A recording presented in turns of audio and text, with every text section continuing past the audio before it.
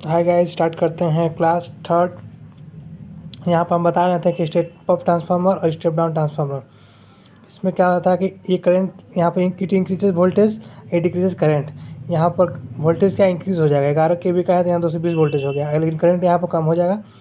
यहाँ पर ये डिक्रीजेज वोल्टेज, यहाँ वोल्टेज कम हो जाएगा। यहाँ पर 11 kV का वोल्टेज है तो 400 वोल्ट हो गया, और करंट यहाँ क्या इंक्रीज़ कर जाएगा, करंट यहाँ पर बढ़ जाएगा। अब इसमें आइए, ये ट्रांसफार्मर है, यहाँ पर प्राइमरी वाइंडिंग है, ये सेकेंडरी वाइंडिंग, ये वोल्टेज 100 वोल्ट, ये 10 वोल्ट, इधर लिए हैं 10 एम्पेयर करंट, इधर लिए हैं 100 एम्पेयर करंट। अब यहाँ पर आइए, P = VI होता है फॉर्मूला, I निकालेंगे P/V। यहाँ पर देखिए P1 अगर हम लोग लिए 1000 और V1 लिए हैं 100, वोल्टेज 100, तो I1 क्या होगा 1000/100, 0 0 कट गया, बचा 10 एम्पेयर करंट। यहाँ पर वोल्टेज ज़्यादा है, वोल्टेज यहाँ पर कितना है, वोल्टेज यहाँ पर 100 है, तो यहाँ करंट क्या है, करंट कम, 10 एम्पेयर करंट आया। यहाँ देखिए I2, यहाँ पर I2 में क्या होगा, I2 में P कितना है 1000, और यहाँ पर V कितना है 10, तो करंट कितना आया 100 एम्पियर। वोल्टेज यहाँ क्या कम है, वोल्टेज यहाँ क्या है कम है, 10 है वोल्टेज, तो यहाँ करंट आ गया 100 एम्पियर। अब आइए नेक्स्ट पेज पर,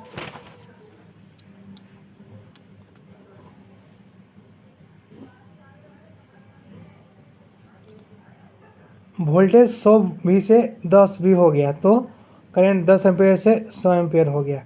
इसका मतलब क्या हुआ, ट्रांसफार्मर में वोल्टेज को घटाया तो करंट बढ़ गया, क्योंकि पावर दोनों साइड सेम रहता है। P = VI, वोल्टेज बढ़ेगा तो ये करंट घटेगा, ये वोल्टेज घटेगा तो ये करंट बढ़ेगा। अब यहाँ पर आइए, हाई वोल्टेज वाइंडिंग जिधर होगा तो उधर लो करंट वाइंडिंग होगा, और जिधर लो वाइंडिंग होगा उधर हाई करंट वाइंडिंग होगा। Transformer transform change voltage current, transformer क्या करता है, वोल्टेज और करंट को बढ़ाता है या घटाता है, कम या ज़्यादा करता है। और transformer does not transform power frequency, transformer जो है पावर और फ्रीक्वेंसी को चेंज नहीं करता है, वो सेम रहता है।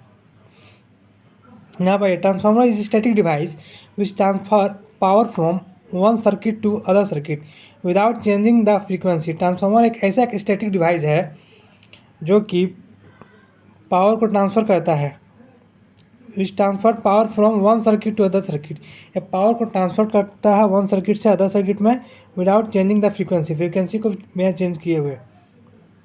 ट्रांसफार्मर जो है किस पर काम करता है, ये काम करता है Faraday law of magnetic induction और friction winding loss, FW loss क्या होता है, it is called mechanical loss, इसको हम लोग मैकेनिकल लॉस भी बोलते हैं।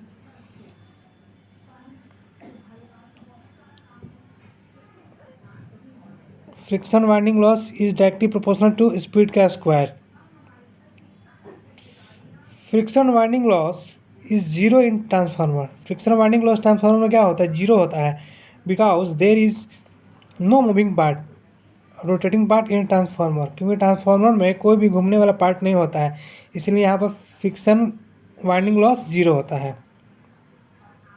आप लोग इधर आइए, efficiency of transformer is maximum more than 90%, इसका इफिशिएंसी क्या है, मैक्सिमम होता है more than 90%, because friction and winding loss is zero in transformer due to absence of moving part, क्योंकि यहाँ पर मूविंग पार्ट्स के चलते नहीं होता है, इसके चलते यहाँ पर क्या फ्रिक्शन वाइंडिंग लॉस जीरो होता है। ठीक है, अब मिलते हैं नेक्स्ट वीडियो में।